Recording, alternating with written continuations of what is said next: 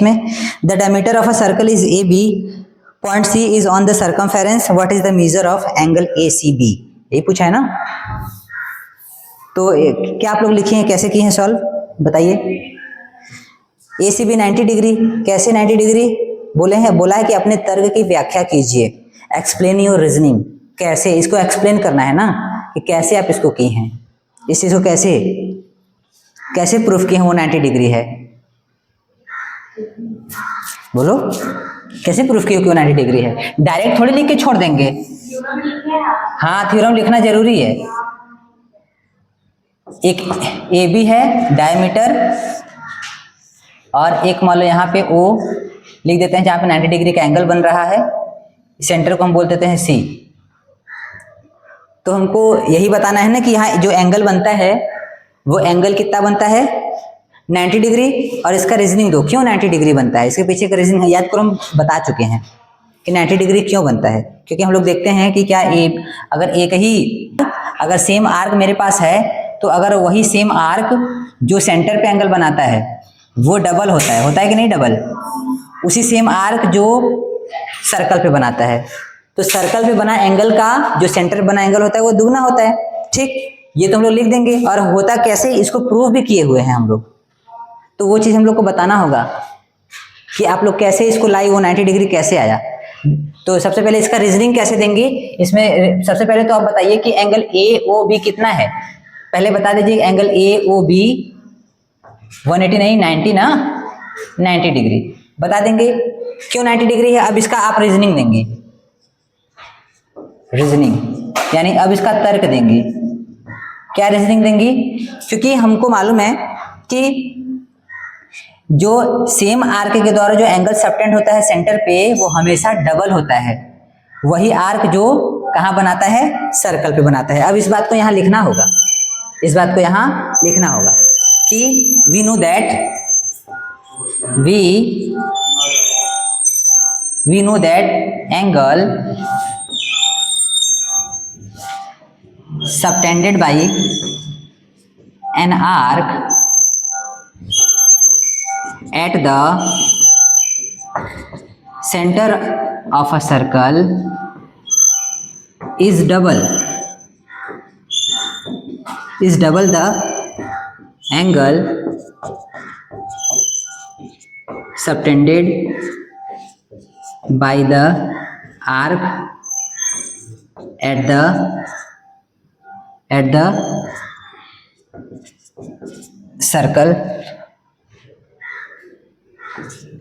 outside the arc।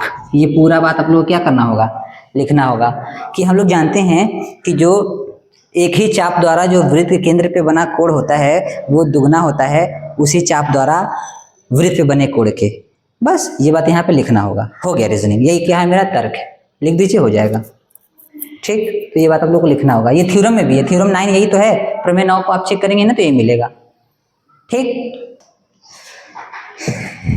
ABCD is a cyclic quadrilateral inscribed in a circle. If angle A measures 75 degree, what is the measure of angle C?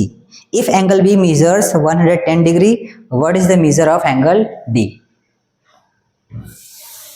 निकालिए, easy question है, एकदम easy है।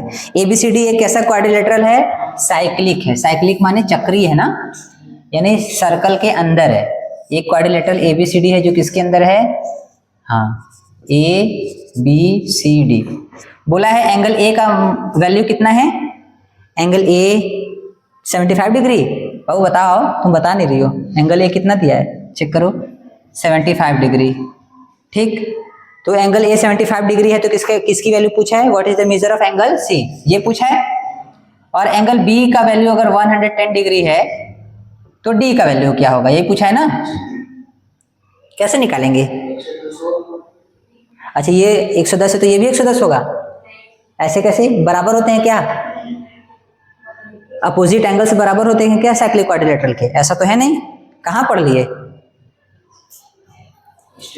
हाँ एक cyclic quadrilateral का opposite angle का सम कितना होता है, ये तो पढ़े हो।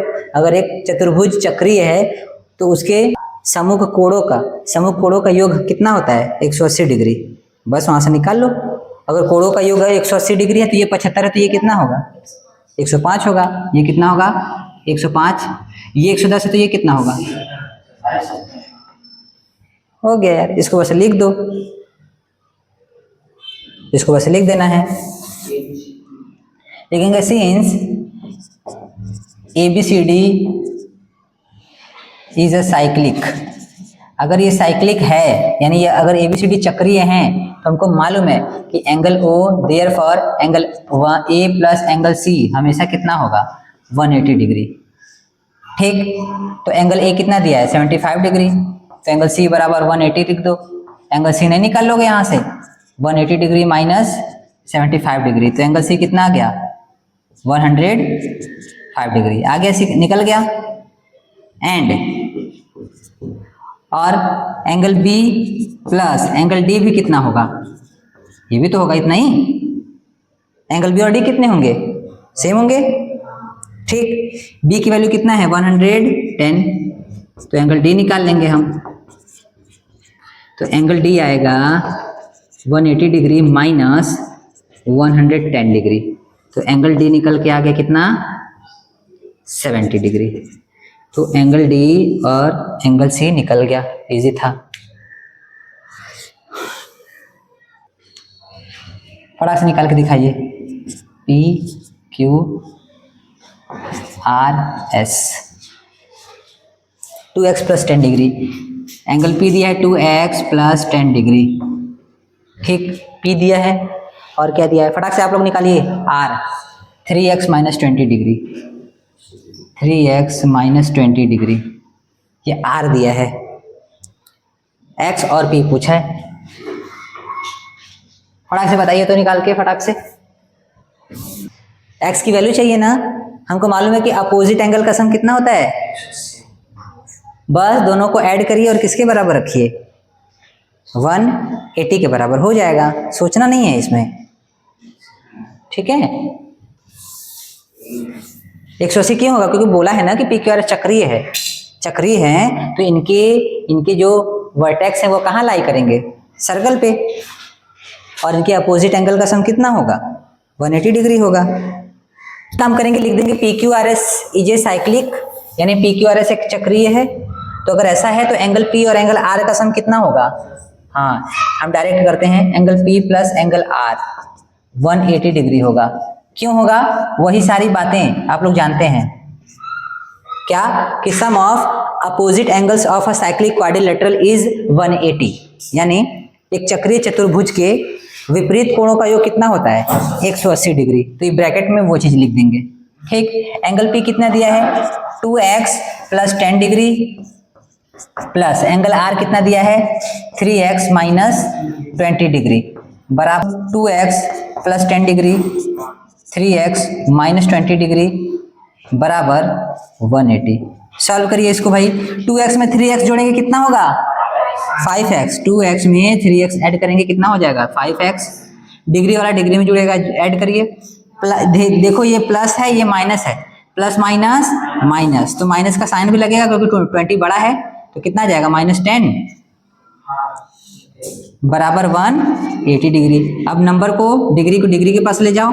5x बराबर 180 degree minus 10 degree, 5x is equal to कितना आ गया? 170 डिग्री। हाँ प्लस होगा 190 डिग्री। ठीक, तो x बराबर 190 डिग्री डिवाइडेड बाई 5, तो कितना आ गया? x डिवाइड करिए, 5 3 जा 15, 5 8 जा 40, यानी x कितना आ गया? 38। x आ गया, x की वैल्यू आ गई 38। तो x की वैल्यू पूछा था, निकाल दिए। और p भी पूछा है ना, एंगल p। तो एंगल p कितना दिया हुआ है? 2x प्लस 10, ये दिया है ना। बस x का वैल्यू रखना है। 2x की वैल्यू कितनी है? 38 प्लस 10, 38 टू जा 76 और 10 जोड़ दीजिए 86। ठीक, एंगल P हो गया। इसी तरीके से एंगल R निकाल देते हैं। एंगल R कितना है? 3x minus 20, 3 into 38 minus 20, 94। चलो ठीक हो गया, सही हो गया। हाँ 94 डिग्री। एंगल पी और एंगल आर निकल गया और एक्स की वैल्यू भी निकल गई।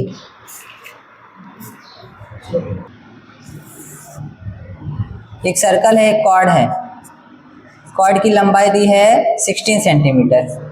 सेंटर से कॉर्ड की दूरी कितनी है? 6 सेंटीमीटर। ये पूछा है ना। दो सेकंड का सवाल है, इसमें निकाल नहीं पा रहे हैं। ये 6 है, इतना 8 होगा तो इतना 10 हो जाएगा। पाइथागोरस थ्योरम लगा दो। क्या करना है? 6, 8, 10। दूसरा तरीका हम लोग सीख चुके हैं, ए बी डायरेक्ट निकालना जानते हैं। ए बी हम लोग डायरेक्ट निकालना जानते हैं। अगर हमको ए बी निकालना होगा तो हम क्या करेंगे? 2√r² माइनस, आराम से एक बार में आंसर आ रहा है। पता नहीं बैठ के क्या कर रहे हो, नहीं सीखे ये ए बी कॉर्ड का रिलेशन नहीं जानते? अभी बताए थे 2 दिन पहले।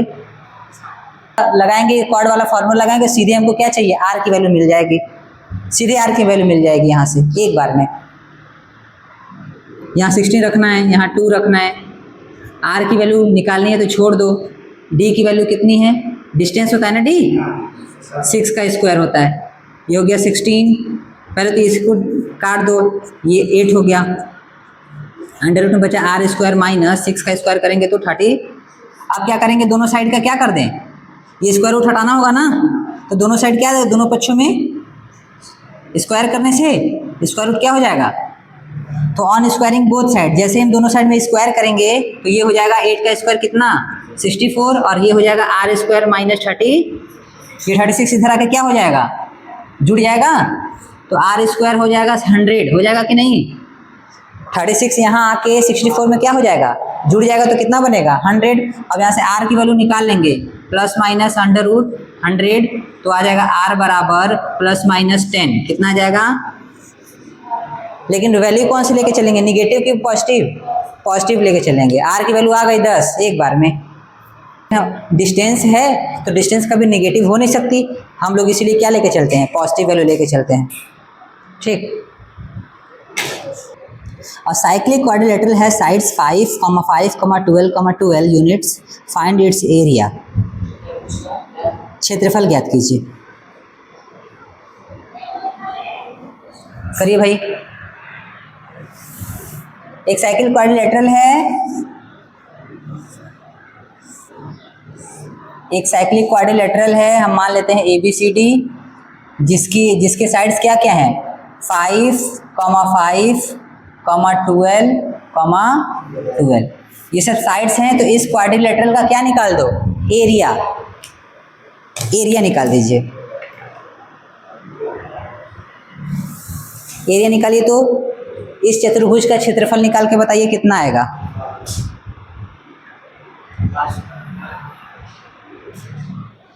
क्षेत्रफल निकाल के बताइए। एरिया निकालिए। क्वाड्रिलेटरल का एरिया निकालना जानती हैं? ये कौन सा क्वाड्रिलेटरल है? पहचानो पहले। ये कौन सा क्वाड्रिलेटरल है? चतुर्भुज का कौन सा प्रकार है? भाई चतुर्भुज समझेंगे तभी तो उसका क्षेत्रफल वाला फॉर्मूला लगाएंगे। ये क्या है? हैं? रेक्टेंगल। ये आपको रेक्टेंगल लग रहा है? रेक्टेंगल के अपोजिट साइड बराबर होते हैं। ये 5 है, ये 12 है। रेक्टेंगल आप जानते हैं ना? ये रेक्टेंगल होता है ना भाई। आयत, आयत के अपोजिट साइड्स बराबर होते हैं ना। यहाँ ऐसा कहाँ है? साइड्स दिया है 5, 5, 12, 12 ऐसे दिया है ना। तो इसको सीरियल वाइज लिखना होगा। अगर ये 5 है तो इसके बगल वाला क्या होगा? 5। हम ऐसे नहीं कर सकते कि इसको 5 कर दे, इसको 5 कर दे, इसको 12 कर दे, इसको 12। सीरियल वाइज लेके चलना है। 5, 5, 12, 12 एक लाइन से, है ना। आप यहाँ 5 लिख दी तो दूसरा 5 यहाँ लिखना होगा, फिर यहाँ 12, यहाँ 12। ठीक। देखो हम कैसे लिखे हैं। ये 5 लिखे तो इसको भी क्या लिखे? 5। फिर 12 और 12 एक साथ उसी सीक्वेंस में दिया है ना। पहचानो।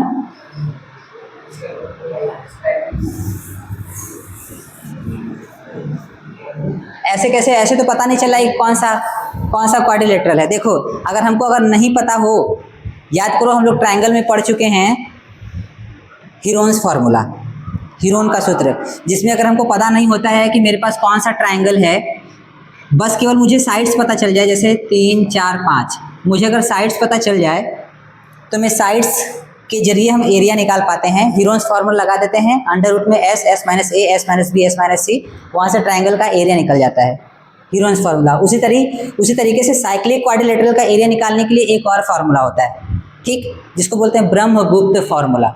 वो ब्रह्मगुप्त दिए थे, जैसे इसको हीरोन दिए थे, उसको ब्रह्मगुप्त बताए थे। जस्ट सिमिलर है, जैसे हीरोन फार्मूला यहाँ लगाते हैं ना, जस्ट इसी के फार्मूले के जैसा ही इसका भी फार्मूला है। डायरेक्ट एरिया निकल के आ जाएगा। अगर आपके पास साइड्स पता हो तो, साइड्स पता है ना, तो सीधे निकाल पाएंगे। क्या देखो, सिलेबस में तो ब्रह्मगुप्त है नहीं, फार्मूला है नहीं, लेकिन हम उस फार्मूला से करा दे रहे हैं। लेकिन दूसरा भी तरीका है करने का, और भी तरीका है। पहले फार्मूला से बता दे रहे हैं, फिर बताते हैं कि दूसरे तरीके से कैसे करेंगे। अगर हमको नहीं पता होगा फार्मूला तब कैसे करेंगे, अभी तो हम बता दे रहे हैं कैसे होगा, उसके बाद दूसरा तरीका ही बताएंगे। तो देखो ब्रह्मगुप्त फार्मूला क्या बोलता है,